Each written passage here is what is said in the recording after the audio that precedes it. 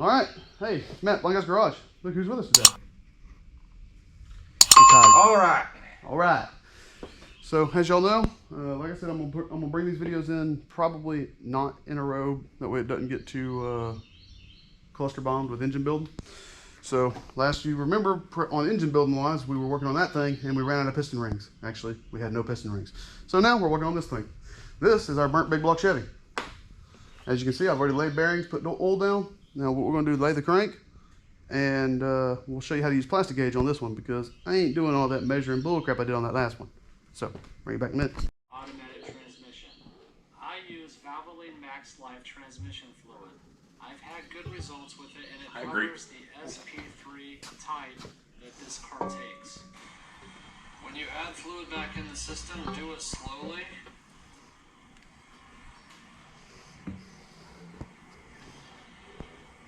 I already failed. I need to fire myself. I recommend just going at a pace something like this. It takes time, so just be patient to get it all back in there. Alright, as you see here, we're laying the rim and seal, as I forgot to the last time. Always lay a really thin bead of silicone right across the lip of the block right there. And that takes care of most of the issues there. So you lay the rim and seal, you leave about 3/8 of an inch of it sticking up. Yeah, maybe a ½ inch, just depends on the day. I'll reach over for one of the main bearings, grabbed a little bit of oil off of it, and wiped it on the rim and seal. Now, here we go. Let's lift the crank, lay it in place. Try to lay it smooth, flat, and flush without pinching your fingers or binding the crank. There you go. Lay it on the first try. Doesn't always happen. Sometimes I bind it. And you'll see, I'll put my finger on the seal, roll the crank, make sure everything feels good, rolls good, and it gets oil all over everything good that way. And next, we're going to do some plastic gauge. Alright, so now we're going to do some plastic gauge. So here we go. There's the plastic gauge. We'll rip that into little pieces in a minute. So let's see. So what you'll see me do here is I'm just wiping a small spot off the crank where there's a little bit of oil. It's kind of funny watching myself. I'm wiping it on my pants. That's a smart guy. Clothes ain't even dirty yet. So here we go. And wipe the journals off. It looks like I'm going to do the number 2 journal, the number 4 journal, and the thrust journal. So here we go. You just lay it straight across the main, and then I'll go up to the front and I'll do the same thing. Just lay it right there across the main. All right, as you can see, we laid the plastic gauge right here across the journal.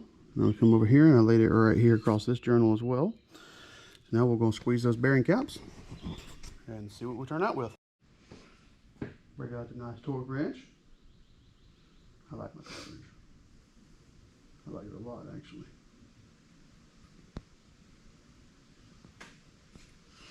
For this set, we're just going to set them all about 62.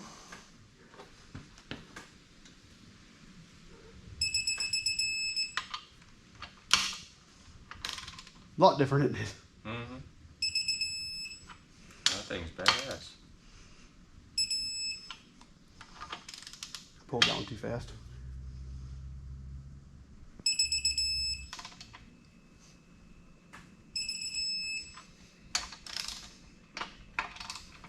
Investment, what do you think? Mm-hmm.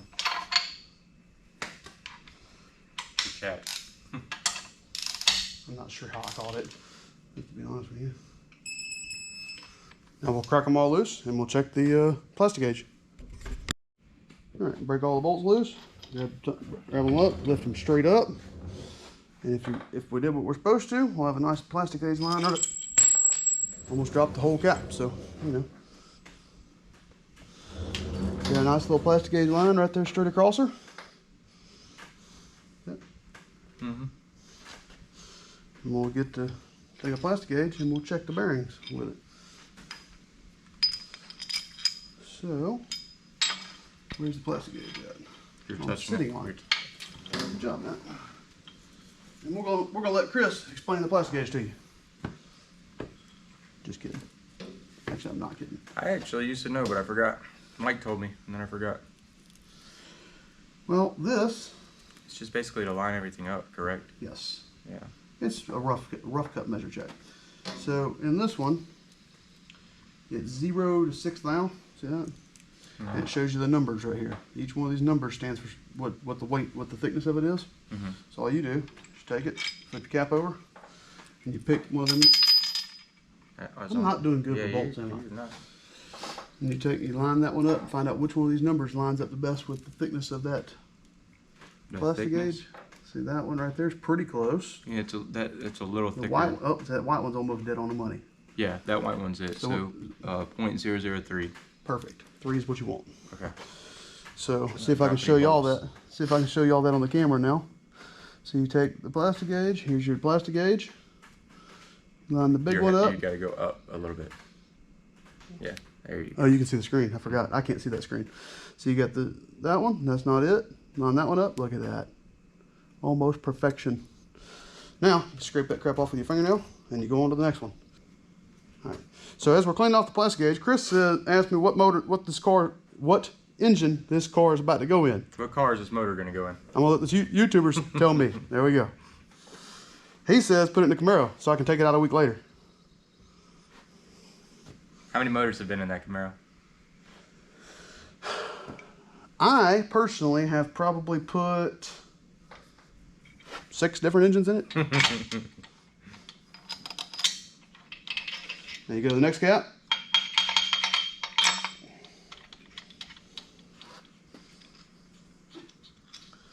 Hope that is. I see it. We're good.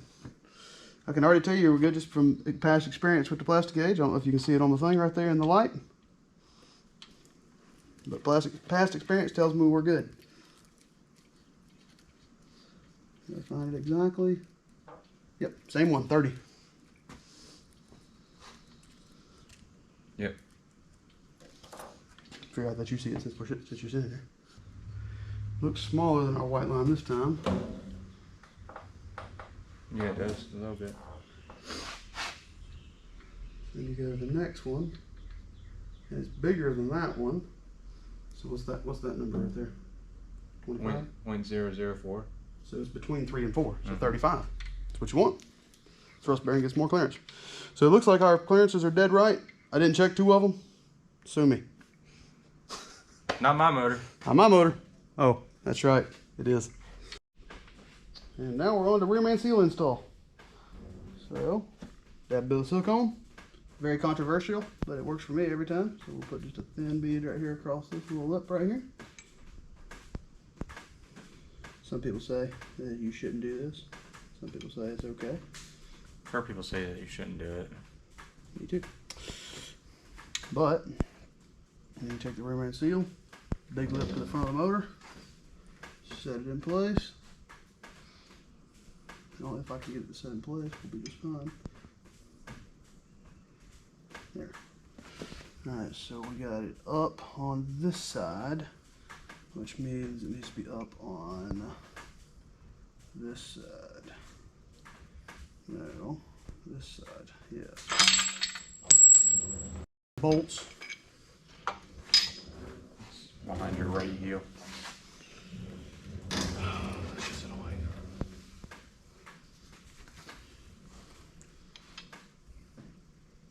That is correct.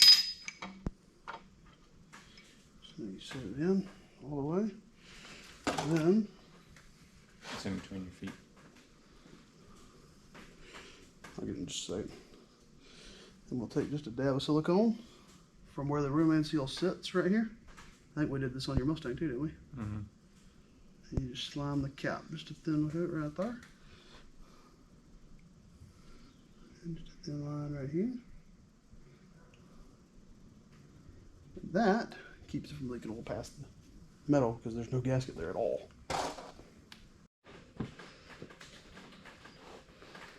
Alright, and you get the final main. There's one more clearance we have to check too, by the way. Just like so.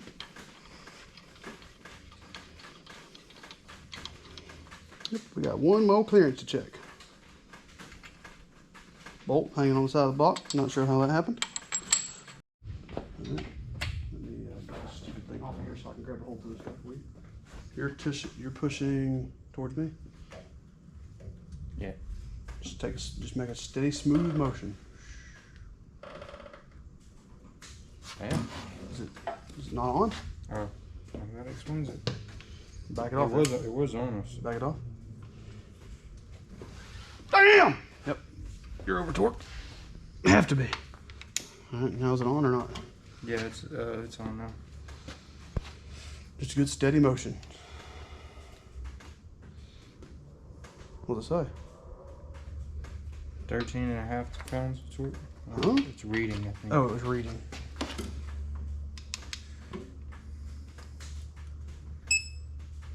Steady. Once it goes solid, there you go. It's a lot nicer than the old click bar wrench.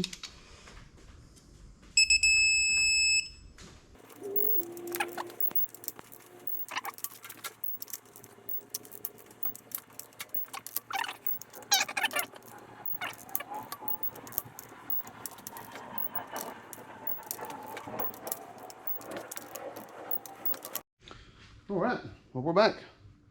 So we've been working on this big block Chevy, as y'all remember. I took a day or so break. I've been busy as all get out, but let's give you a quick glance around the shop. As you see, everything's been reorganized since y'all was last on camera with me. Truck's been moved. There's Cece's new car. We're gonna call it a turd box. So there's Cece's new turd box. We've been working on it, and yeah. So I'm gonna get you back into working on this motor. We'll do some more on it. So I'll bring it back in just a second. All right, so we're checking ring gap now. This is where we're set. I've set all the rings in the hole except for one. What you do is you set the ring down, and you'll see if you look down in here, I've set 2 rings in. I still have to wipe the cylinder wall, so ignore that.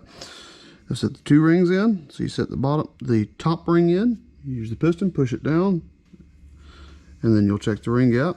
As you see, I've got 1 ring, and then you take the next ring, set it in. You just take the piston, and this squares the ring up in the bore, nice and simply. You know, just like that. Push it down until it's nice and smooth. Now you can check the gap. Now for the gap, ring gap on typical application on street motor is 0.004. No. The ring gap on typical application is 0.004 times your bore size. So for instance, calculator, come on. So if you have in this case it's a big block Chevy, so 4.28, that's a 30 over big block Chevy, times 0.004 is 17.12. We're going to open these up a little bit to more of a performance spec. So it'll be a 4.28, oops, 4.28 times 0.0045. We're looking at 19.2 thousandths, hundredths, whatever. And I'm going to use the 19,000 feeler gauge because I was just going to set it at 17. But let's see how that goes. So now, take your feeler gauge. This is make sure she's a 19.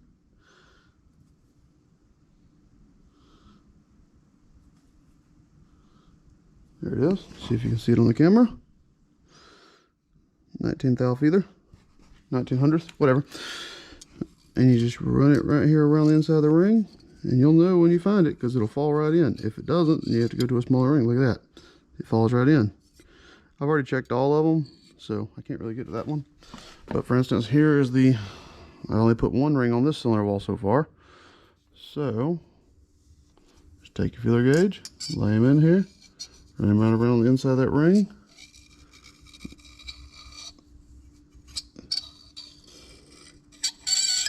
There it is, look at that, falls right in, no help. And now, for putting the rings and bearing in the piston and rod. This is the one we were working on the other day. This is the one we were working on the other day. So for the rod, you see the little tang or lock in it. Same thing on the rod bearing. Drop them in. You know, except you got to put it in properly. Put the rod into the tang, the bearing into the tang, I mean. Lock it in, make sure it's down even.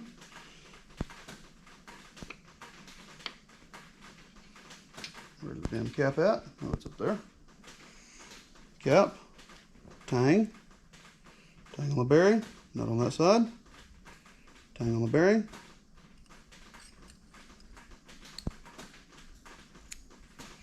There's that. Tang on the bearing. Tang on the bearing. So you put it lock to lock or tang to tang. And that's all the rod does. Now we'll put some rings on here. And for the rings, first thing you do is you get this big springy looking, ugly, bastard looking thing.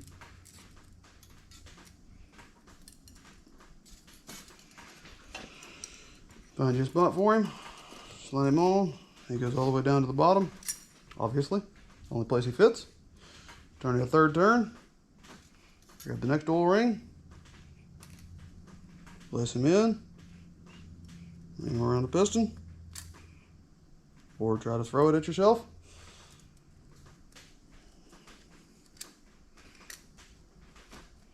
Ring him all the way around the piston right there. Get my hand in the right place. You want to grab the tail, make sure the tail don't slide to the side, scratch the piston. Boom. That one's in. Turn it another third turn. Grab the next one. Set him in. Bring him around the piston. Pull it down around the edge. And then grab the tail, make sure it don't slide down the piston again. And we're going to repeat that process a couple more times. So now we'll reach in the bore of the motor, pull the ring out for this hole, and we see our last gap is right here. We'll turn the piston all the way around to the pin. This ring has a top mark on it. I don't know if you'll be able to see it on camera. He read it, that dude over there. So there's a dot here and a top mark here. So that tells you which direction it goes. Put it in the second ring groove, just like so. Grab the lip. Swing it around. Make sure you slide it all the way down the back and grab the tail. Once again, to not scratch the piston. Last ring. And I'm going to scratch the piston cylinder wall on the way out. You can hear all that grinding going on. So now you spin it again, 180 degrees from that last spot. After that ring, the second one's on it all the way. Yeah, it just floats around. Oh, it floats. Oh, okay. Yep. See the ring floats around? As he said, it looks like it's out because you can see all that gap in there. But it just kind of floats in there till you squeeze it. Alright, so you found the gap. There's your gap for the second ring right there. So we'll turn it around and put it above this rest pin on this side. This one's got a dot on it. So put the dot up. Set it in. Lift the tail. Spin it around. Alright, and you pull it down on the back side. Pull it down. And grab his tail. And your pistons are ringed. All done. Alright, so now we're going to put pistons in. So we'll start with this one right here. This is the number 2. 2? Yeah, 2. Start by grabbing the crankshaft, putting it at the bottom of the stroke there. I apologize. Sorry about that. I'm going to grab our piston. Grab a little bit of our lube, our engine assembly lubricant. And put a dribble right here all across the skirt. Get a little dribble on the skirt, rubbing on this side, rubbing on the other side. You know, just for a little extra. Alright. Now, what we'll do is, if you look for the chamfer on the rod here, it is, hold on, do I have the piston in my hand backwards? You do not, okay. The chamfer on the rod right here. Set him in the hole without touching the side of the block if you can. There you go. So now we're going to grab our pliers, our ring squeezer pliers. Around this side right here. This one might be too small, this ring squeezer, so we might have to change to a different one. Go ahead and push the piston up just a little bit. Our ring squeezer might be too small, which is going to be horrible. Uh-oh. Hook him on there, hook him on right there, hook him on right there. Bring him on up, double check all our rings are in place. They are. Something just happened downstairs. That's okay. I'll fix it in just a second. Probably touch the crankshaft. Alright. So now that's in. It looks incorrect as all get out.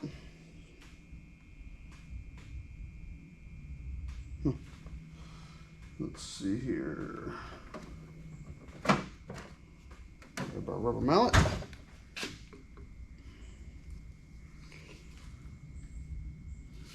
And take the wooden end over and hit her right here on the top of the dome.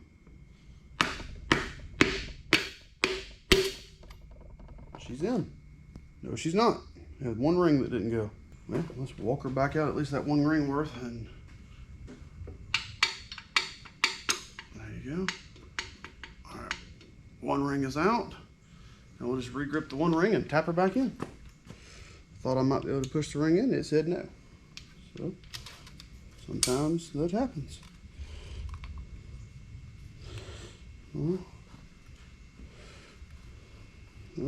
Where did I set my wooden rubber mallet? There it is.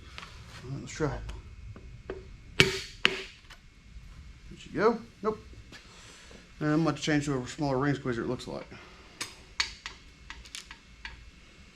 Just not happy.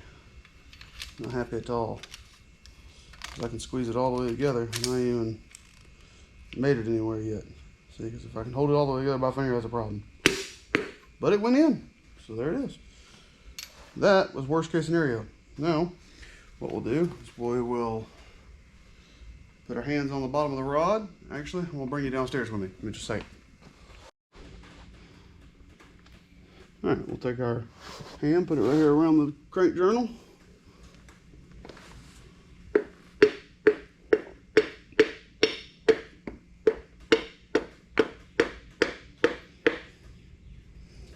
What am I touching? I'm touching something. Hold on. Let's see. I don't know what it's doing.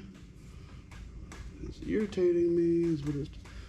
Ah, the bearing was trying to walk the crank. There you go. So since I'm off the angle, I can't see it. Hee hee, bad joke.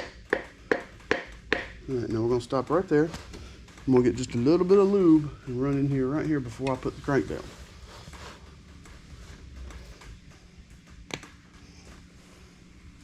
I meant rod. I'm sorry. A little bit of lube. I'll put it right here across. Oh, good job. Oh, good job again. There you go. So there's that. That journal's been lubricated. And then you just keep on going with her. Keep her going, keep her going, keep her going until she's flush.